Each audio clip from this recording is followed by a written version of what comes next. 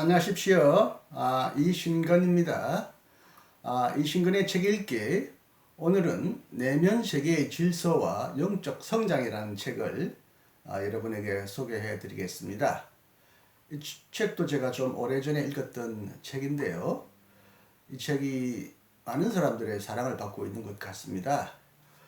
사람들마다 여러 가지 인생의 시련을 겪고 힘든 시기가 찾아오는데, 그럴 때마다 미국 사람들은 경제 불황이 닥칠 때마다 영화를 보면서 시련을 잊는다고 해요. 일본 사람들은 주로 책을 읽으면서 내면 세계를 다져 나간다고 하는데, 우리 한국 사람들은 술로 한숨을 달래고 괴로움을 잊으려고 노력한답니다. 그래서 한국 사람들은 일본 사람과 달리 책을 많이 읽지 않는 것으로 알려져 있기는 합니다. 사람마다 다르긴 하겠지만, 그래서 출판계가 여러 가지 이유로 불황을 겪고 있지만, 그래도 기독교 출판사에서 출판하는 책 중에서 꾸준히 나가는 책들이 들어 있어요. 그래서 기독교 관련 출판사들이 잘 버티고 또 지금도 좋은 책들을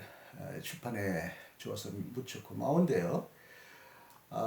뭐 전문신학적인 서적은 아니지만 신앙인들이 읽기에 아주 편리하고 내용도 편한 여러 책들을 많이 출판하는 서적 출판사와 그런 또 그것을 파는 서점들이 그래도 잘 지금까지 생존을 잘 유지하고 있는 것 같습니다. 한국의 평신도들 읽기 좋은 책들이 많이 나왔고 여러 잘 팔리는 책들이 꽤 많은데, 그 중에 하나가 바로 오늘 여러분에게 소개해 주고 싶은 내면 세계의 질서와 영적 성장입니다. 이 책의 지연이가 맥도날드, 우리나라에도 맥도날드 햄버거가 유행인데 맥도날드가 쓴 이 책도 잘 팔려요. 홍화옥이 옮기고 IBP 출판부에서 옮겼는데, 제가 오래전에 한 15년 전에 이 책을 읽었던 것 같은데, 1990년도에 우리나라에 출판되어서 그 당시만 해도 43쇄를 기록했다니까, 지금은 뭐 50쇄를 훨씬 더 넘어설 것이라 생각하고, 이렇게 한국인의 기독교인에게 큰 사랑을 받는 책이 손꼽으라면 많지 않은데, 이 책은 상당히 대중적인 인기와 사랑을 받는 책일 것 같아요.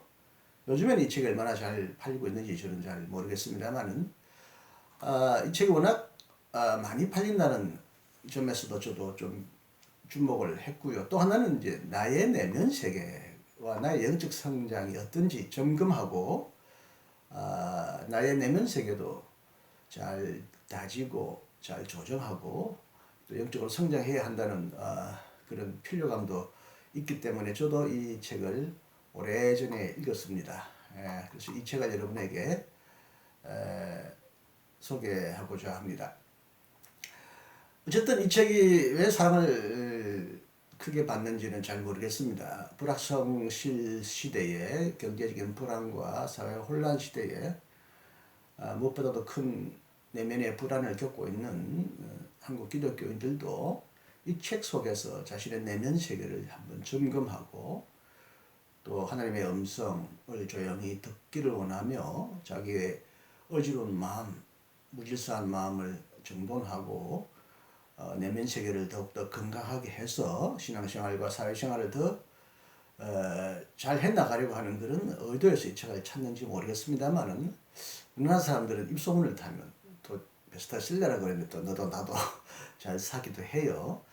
자반에 그러나 이 내용적으로는 이 책은 꼭 읽어볼 만한 아주 중요한 내용으로, 알찬 내용으로 가득 차 있다는 생각을 해서 여러분에게 이 책을 꼭 소개하고요. 여러분도 기회가 닿으면 꼭 읽어 보시기를 권면합니다. 잘 미리 말씀드렸지만 제 책 읽기는 제가 읽었던 좋은 책들을 정리하고 서평한 서평 읽기 기록을 근거로 또 최근에 저의 심정과 평가를 넣어서 유튜브로 여러분에게 방송해 드리는데요.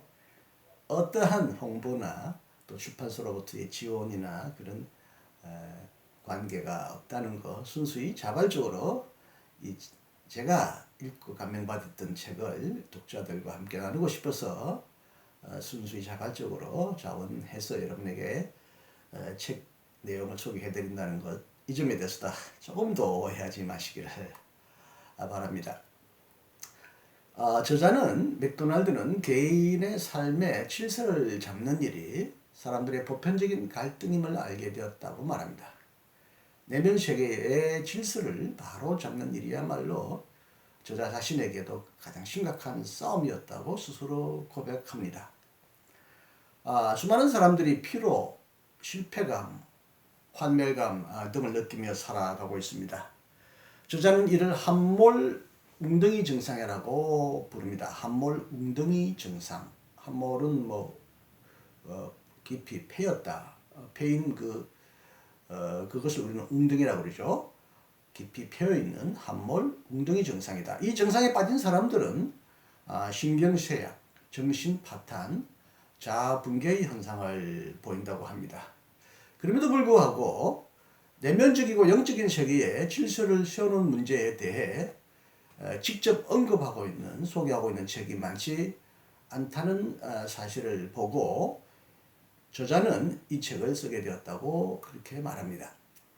저자에 따르면 인간의 긍지, 동기와 가치관, 그리고 헌신에 대한 기본적인 결정, 하나님과의 교제는 바로 이 내면 세계에서 이루어진다고 합니다.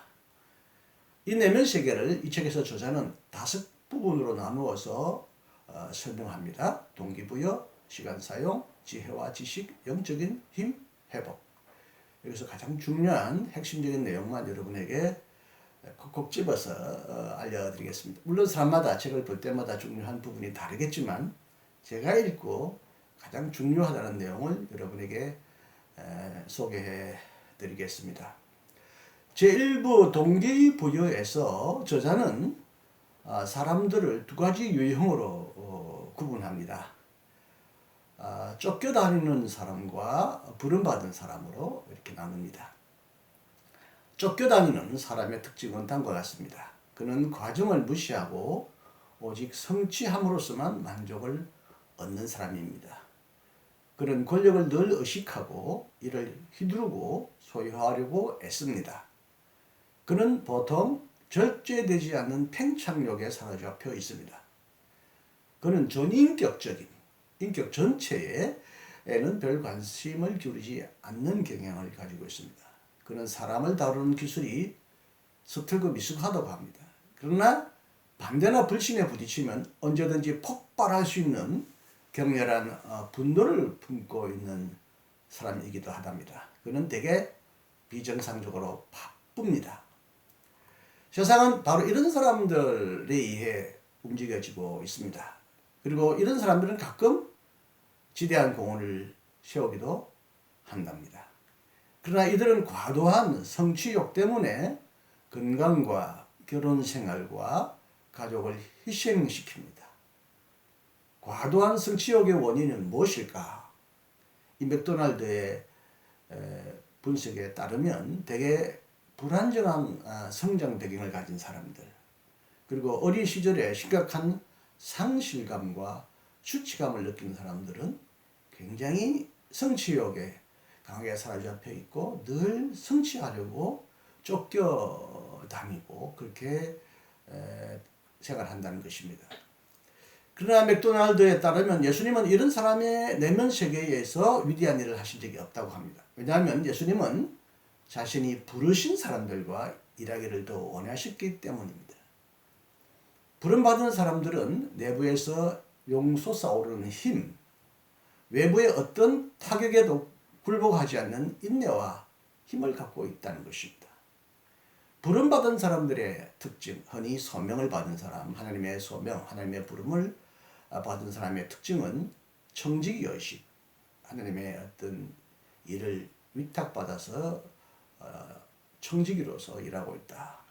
그런 청지기의식이 있고 자기 인식, 자기 정체성 인식, 정체성 인식, 그리고 자신의 역할에 대한 폭넓은 이해, 그리고 역할에 대한 확고한 위탁이라고 번역했는데 역할에 대한 확고한 위임의식이 있다는 것입니다. 이런 사람들은 직업과 무관하게 평안과 기쁨을 누리고 있다고 합니다. 이런 사람들은 대개 인생의 광야, 고통과 고독, 고난이 일어나는 그런 인생의 광야에서 하나님의 부르심을 받으며 흥하든 싫어하든 흥하든 망하든 모든 결과를 자신을 부르신 하나님에게 맡기는 사람이라고 합니다. 여러분은 이 두 가지 유형 중에 어떤 사람에 속합니까? 늘 쫓겨다니며 어떤 목적과 야망을 이루기 위하여 쫓겨다니는 사람입니까? 하나님의 부르심을 듣고 그 부르심에 따라 살아가려고 노력하는 사람입니까? 어떤 동기에 따라 인생을 설계하고 인생을 이끌어가느냐? 동기부여가 내면 세계의 질서를 잡는데 첫 번째로 중요한 요인이 된다고 맥도날드는 말합니다. 두 번째는 시간 사용에 관한 내용입니다. 저자는 시간을 소중하게 사용하는 계획적인 삶을 강조합니다. 계획되지 않는 시간은 약점이 있는 곳으로 흐르고 지배적인 위치에 있는 사람의 영향력에 의해 좌우되고 긴급한 일에 중요한 일보다는 긴급한 일에 시간이 소모되고 대중의 가르침에 환영을 받는 일에 시간을 바친다는 것입니다. 시간을 다스릴 수 있으려면 최대의 효과를 낼 수 있는 생활 리듬을 알아야 하고 시간 사용에 올바른 기준을 가져야 하고 시간을 통제하고 명령할 수 있어야 한다고 말합니다.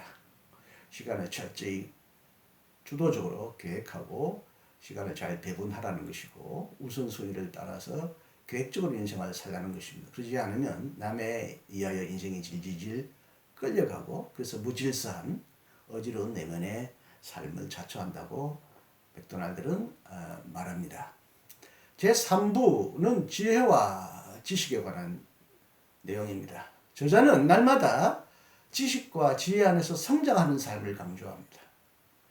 우리의 정신은 사고하고 분석하고 혁신하도록 훈련되어야 한다는 것입니다. 여기서 저자는 맥도날드는 개인의 경험만을 주로 강조하는 복음주의자들을 아주 매섭게 따끔하게 비판합니다. 개인의 경험만을 주로 강조하는 사람들은 이런 복음주의자들은 합리적인 지성과 정신의 개발을 가장 쉽게 무시하는 경향이 있다고 하는 것입니다.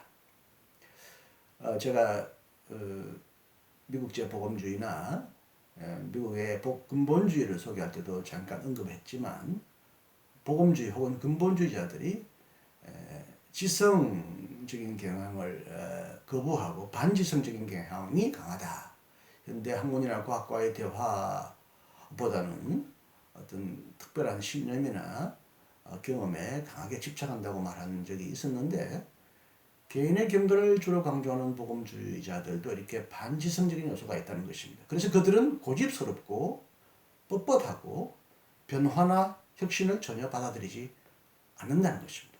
고정관념에 심각한 도전이 가해질 때는 그들은 분노와 비난을 퍼붓는다고 따끔한 일침을 가합니다. 오늘날 그리스도인들이 그리고 교회가 여러 가지 위기에 직면하고 있는데 그 중에 하나가 현대인의 그 지성에 알맞게 사고하고 훈련하면서 지성적으로 성장하지 않고 너무 근본주의적인 신앙 안에서 머물면서 현대 문명이나 근준한 현대 지식을 배타적으로 거부하는 이런 것도 현대인들로 하여금 교회로부터 떠나게 하는, 교회를 미워하게 하거나 거부하는 현상의 하나라고 볼 수 있겠는데요. 저도 비교적 복음주의권에 속하는 기독교 대한 성결교에서 자라나서 서울신학대학교에서 오랫도록 강의를 했는데 제 주위에 이른바 복음주의라고 자처하는 사람들이 솔직히 저보다는 책을 많이 읽지 않아요. 물론 기도는 그 사람들이 저보다 더 많이 할 수 있겠습니다만 그건 보이지 않아서 모르고요.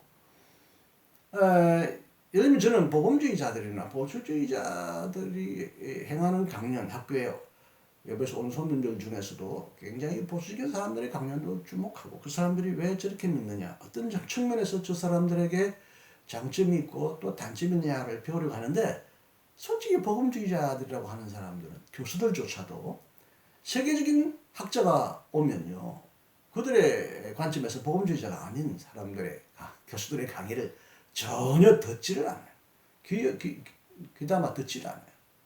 하여튼 복음주의자라고 하는 사람들은 상당히 지성적인 훈련을 게을리함으로써 굉장히 내면 세계가 완고하고 뻣뻣하다라는 이 맥도날드의 말에 저도 아주 경험적으로 체험적으로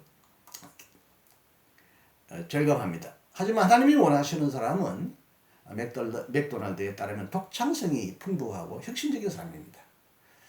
유감스럽게 보수적인 사람은 혁신적이고 독창성이 결여되어 있죠. 이미 기존 관념이나 신앙에 완전히 만족하기 때문에 새로운 것을 추구하거나 또 낯선 것을 거부하려는 경향이 강합니다. 그리스도인이야말로 이 세상에서 가장 강력하고 가장 폭넓게 가장 창조적으로 사용하는 사람이어야 한다는 것입니다. 그리스도의 마음을 가진 사람은 폭넓은 지적인 가능성을 가지고 있다는 것입니다. 그는 묵은 것을 새로운 시각으로 보고 오래된 진리를 새로운 언어와 형태로 기술하고 다른 사람들로 하여금 진리를 삶에 적용하도록 도와주고 우리로 하여금 새로운 비전을 보도록 하며 이전에 발견치 못했던 새로운 방법으로 장애를 극복해 낸다고 말합니다. 이 책이 비교적 복음주의적이고 보수적으로 들리는 제목에도 불구하고 많은 독자들을 사랑을 받는 이유도 바로 이렇게 균형을 유지하려고 애썼기 때문인 것입니다. 복음주의자라고 하면 상당히 이 저자가 스스로 고백하듯이 지적인 개발에 게으른데 이 사람은 지적인 개발을 강조한다는 측면에서 많은 사람들의 폭넓은 시선을 끌고 있는 게 아닌가 그렇게 생각합니다. 제4부 영적인 힘이라는 이 단락에서 저자는 내면 세계에 영적인 중심이 있다는 것도 또한 강조합니다. 이 중심부를 정원처럼 잘 가꿔야 한다고 말합니다. 이 중심부는 하나님과의 거룩한 만남이 이루어지는 곳입니다. 이 중심부를 가꾸기 위해서는 네 가지 영적인 훈련이 필요하다고 맥도날드는 말합니다. 첫 번째는 고독과 침묵이 필요하답니다. 하나님은 침묵의 친구이시다. 우리의 영혼을 울리려면 침묵이 필요하다.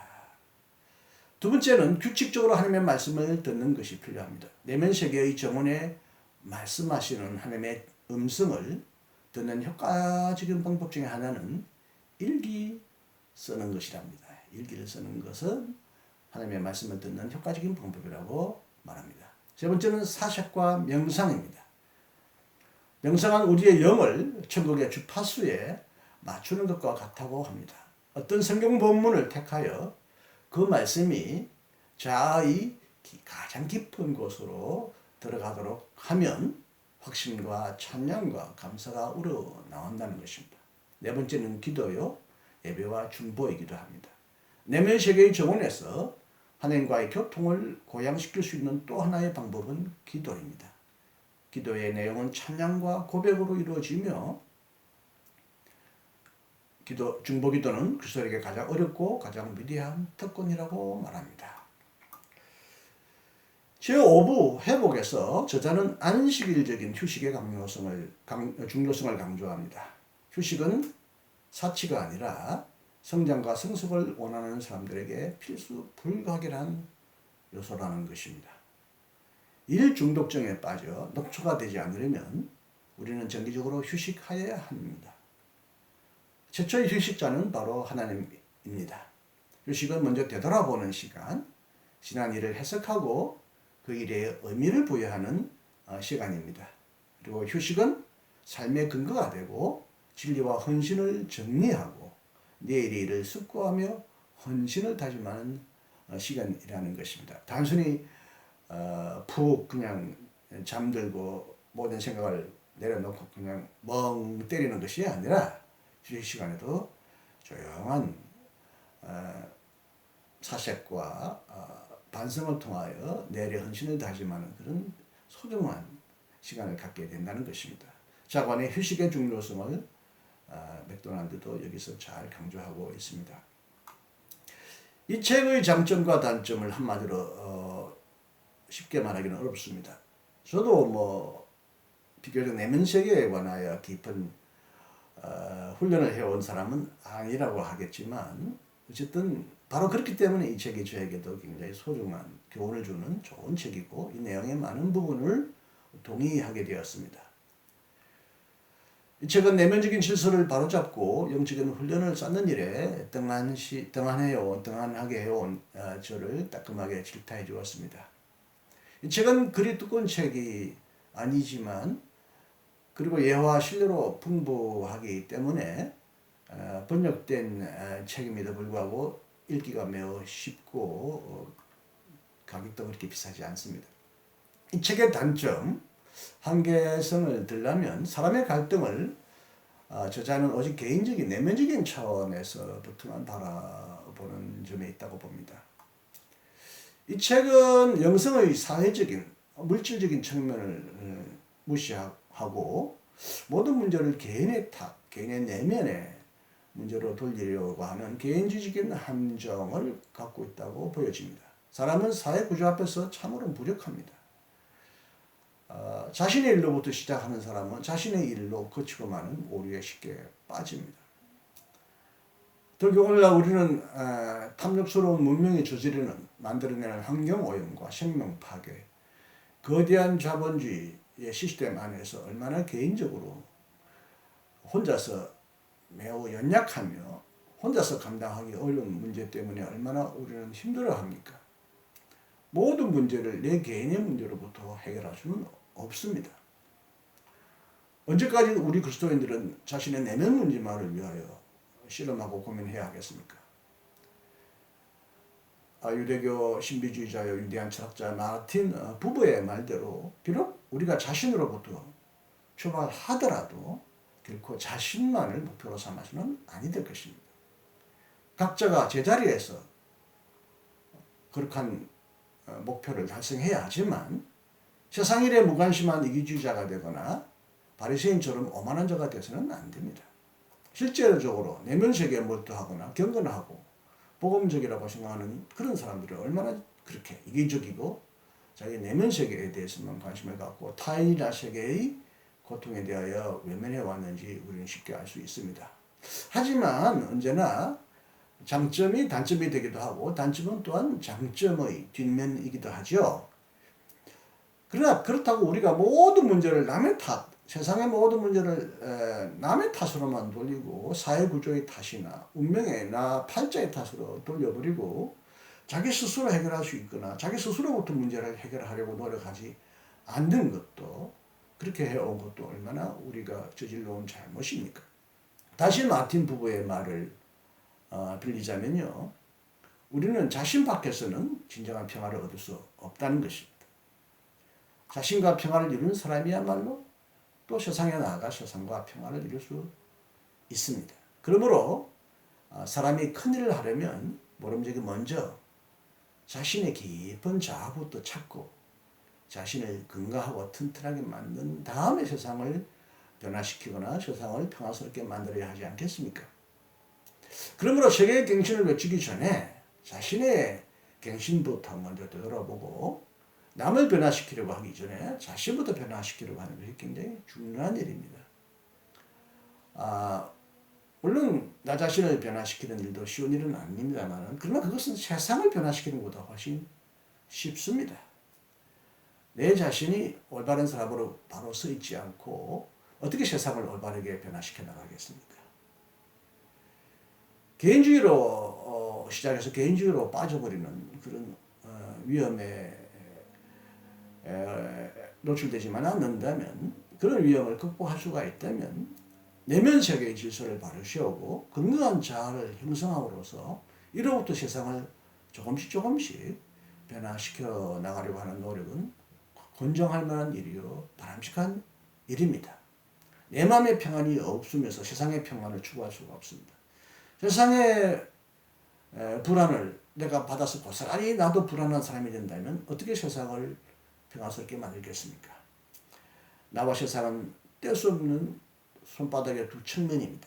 어디로부터 출발하든 간에 우리는 항상 양면을 동시에 주목해야 하지만 우리는 인간인 거로 나 한 개체인 거로 내 문제를 내 스스로 먼저 해결해 나가면서 이웃과 세상의 문제를 해결해 나가려고 하는 것도 결코 무시해야 될 전략은 아닌 것입니다. 그렇다고 세상의 구조의 변화나 세계 갱신을 우리가 외면하거나 그걸 무시하자는 뜻은 분명히 아니겠습니다. 저번에 세상을 변화시키거나 갱신하는 존재도 인간입니다. 인간이 세상을 변화시켜 나간다는 의미에서 인간 각자가 자신으로부터 출발해서 자신을 올바르게 세운다면 이 세상도 더불어 함께 올바르게 세워나갈 수 있다고 확신합니다. 두꺼운 책은 아니지만 좀 중요한 부분만 짚어드렸고요. 또 제가 중요하다고 생각하지만 남들이 볼 때는 중요하다고 생각하는 부분을 놓치고 내가 취사선택하지 않았나 그런 측면은 분명히 있을 것입니다. 그러므로 이 책에 대한 제 평가에 만족하지 마시고 여러분이 이 책을 찾아보셔서 제가 발견하지 못한 부분도 발견하시고 여러분의 내면 세계를 올바르게 튼튼하게 세우는 일에도 이 책이 크게 도움을 주기를 진심으로 바라면서 이 책에 대한 소개를 여러분에게 마치고자 합니다. 감사합니다. 오늘도 행복하십시오.